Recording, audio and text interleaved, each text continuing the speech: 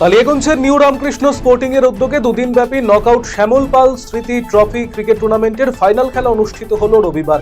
এদিন হাসপাতাল পাড়ায় অবস্থিত রানিং বুলেট ক্লাবের ময়দানে ফাইনাল খেলায় পরস্পরের মুখোমুখি হয় কালিয়াগঞ্জের JJ11 বনাম দোমোহনার একাদশ। 32 রানে দোমোহনাকে হারিয়ে চ্যাম্পিয়ন হয় JJ11।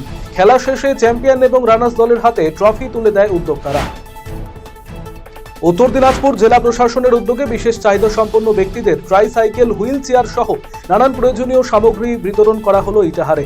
রবিবার ইটাহার ব্লক প্রশাসনের ব্যবস্থাপনায় ইটাহার পলিটেকনিক কলেজে আনুষ্ঠানিকভাবে ব্লকের বিভিন্ন এলাকার 2 শতাধিক বিশেষ চাহিদা সম্পন্ন ব্যক্তিদের হাতে তাদের প্রয়োজনীয় জিনিসপত্র তুলে দেন ইটাহারের বিধায়ক মোশাররফ হোসেন।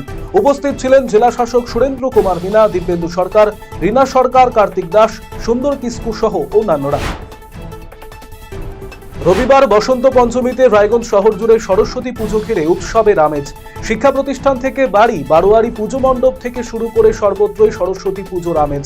এদিন রায়গঞ্জের চণ্ডীতলা অবস্থিত পুলিক আবাসনে সরস্বতী পুজোর আয়োজন করা হয়।